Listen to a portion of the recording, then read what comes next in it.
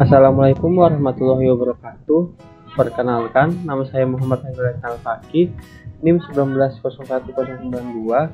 Kami dari kelompok 4. Pada kesempatan kali ini, kami akan memaparkan mengenai praktikum osilasi Pegas. Adapun teman-teman kelompok saya, perkenalkan, nama saya Nidol Hairiah dengan NIM 1901111. Perkenalkan, nama saya Putri Permatasari dengan NIM 1901251. Nama saya David Christian Widianto. Assalamualaikum warahmatullahi wabarakatuh. Nama saya Muhammad Ainur Hakim. Nah, di tugas pendahuluan ini bagaimana caranya mencari nilai konstanta Pegas yang diperoleh di pendahuluan 1.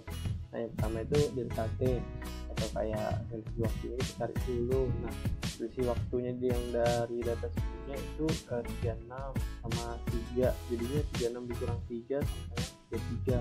Baru delta-nya kayak perubahan F-nya berapa. Nah, itu didapatkan hasil 300 dikurang 150, hasilnya sama dengan 150. Masang M sama dengan delta T pangkat 2 2G delta M nya sama dengan 33 dibagi 150, M nya mendapat M nya sama dengan 0,22. Nah, untuk mencari nilai konstantanya atau konstanta Pegasnya itu masukkan rumus K sama dengan 4Q pangkat 2 dibagi M. Nah, K sama dengan 4 dikali 3,14 atau kayak tapi-nya itu pangkat 2 dibagi 0,22. Nah, K sama dengan 179,3. Nah, untuk mencari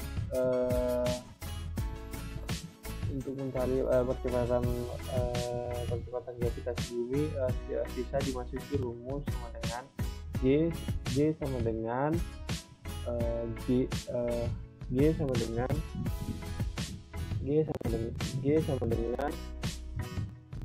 G gravitasi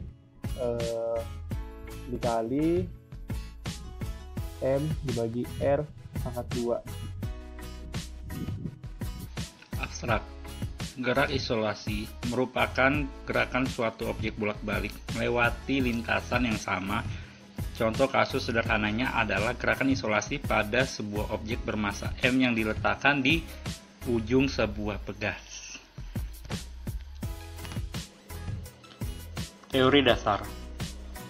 Gerak atau isolasi merupakan salah satu bentuk gerak yang cukup banyak dijumpai gejalanya. Contohnya bandul yang berayun, piringan dalam jam beker yang memuntir, botol yang timbul tenggelam dalam air, balok yang digantungkan pada sebuah pegas, dan pada senar gitar yang dipetik.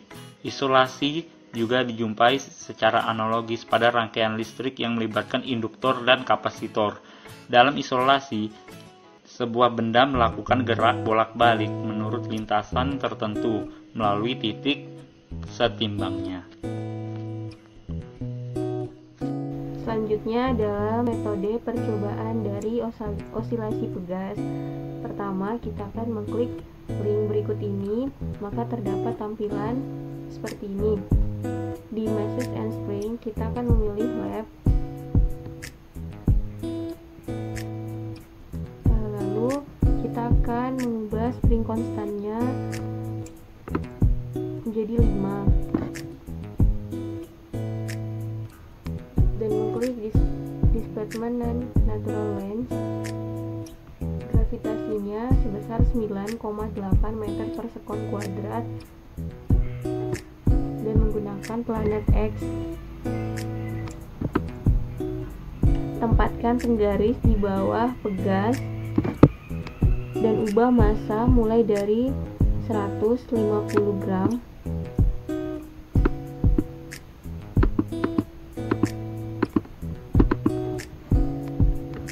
lalu gantungkan bendanya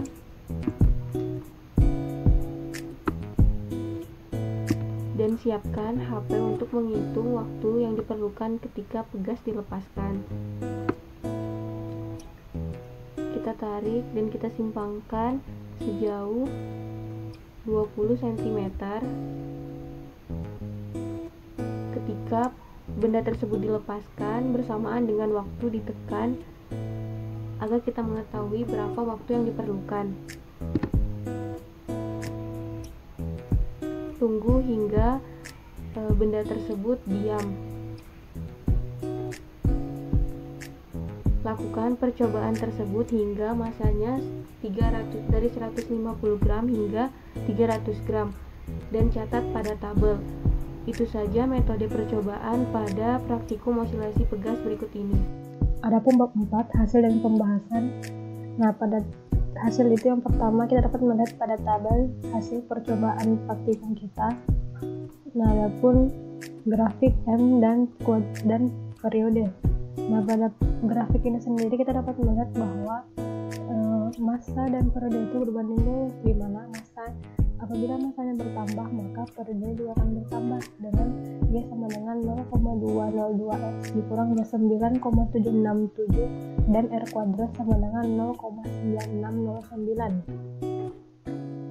Nah, kemudian nilai konstanta pegas yang diperoleh delta T kuadrat sama dengan 36 dikurang 3 sama dengan 33, delta M-nya sama dengan 300 dikurang 150 sama dengan 150, M sama dengan delta T kuadrat per delta M sama dengan 33 dibagi 150, M sama dengan 0,22. Jadi M-nya itu 0,22. Nah, pada grafik maupun pada perhitungan manual M-nya itu sama. Nah, kita dapat melihat pada grafik M-nya itu 0,202X. Nah, apabila pada perhitungan manualnya juga nilainya 0,2. Jadi, menggunakan grafik atau menggunakan perhitungan manual, M-nya itu tetap sama. Dengan nilai konstanta K sama dengan 4pi kuadrat per M. K sama dengan 4 dikali 3,14 kuadrat per 0,22. K sama dengan 179,3 Newton per meter. Pembahasan. Nilai ketetapan pegas K pada setiap pegas itu dipengaruhi oleh beberapa faktor yang mengakibatkan nilai K pada setiap pegas itu berbeda. Faktor-faktor tersebut adalah suhu lingkungan, rapat massa, diameter pegas, lilitan, dan luas penampang pegas. Dari data tabel percobaan menunjukkan perubahan periode T menunjukkan variasi sering bertambahnya beban. Hasil data-data ini menunjukkan bahwa semakin besar massa beban maka semakin besar pula periodenya. Dengan kata lain, pertambahan berat massa berbanding lurus dengan variasi pertambahan periode. Pada grafik pegas juga didapatkan nilai gradien M sebesar 0,2 dengan ketelitian sebesar 96%. Nilai ini kemudian dimasukkan dalam persamaan garis dan didapatkan nilai konstanta pegas sebesar 179,3 Newton per meter. Dalam percobaan osilasi pegas, gaya gesek udara menjadi masalah utama ketika dilakukan pengukuran getaran karena gaya gesek udara ini membuat pegas mengalami perlambatan, sehingga data yang didapatkan kurang valid. Hal ini dapat terlihat dari perubahan waktu yang didapatkan pada percobaan tidak sama pada setiap pengulangan percobaan meskipun dengan beban yang sama. Ya, adapun bab 5 itu kesimpulan dan saran. Kesimpulan yang pertama, hukum Hooke adalah hukum yang berkaitan dengan benda yang elastis atau pegas yang diberi beban berbagai gaya yang akan mengalami perubahan panjang. Yang kedua, semakin besar massa beban gaya yang digantung pada pegas, maka akan semakin besar periode yang didapatkan dengan nilai konstanta sebesar 179,3 Newton per meter. Adapun saran pada praktikum kali ini yang pertama, 1. Pada saat mengambil data, sebaiknya praktikan melakukan dengan teliti agar tidak terjadi kesalahan-kesalahan saat melakukan pengambilan data. Yang kedua, praktikan diharapkan mempelajari materi yang akan dipraktikan sebelum melakukan praktikum. Yang ketiga, serius dalam melakukan percobaan praktikum agar didapatkan hasil yang lebih akurat. Itulah tadi pemaparan dari kelompok kami. Sekian, terima kasih. Assalamualaikum warahmatullahi wabarakatuh.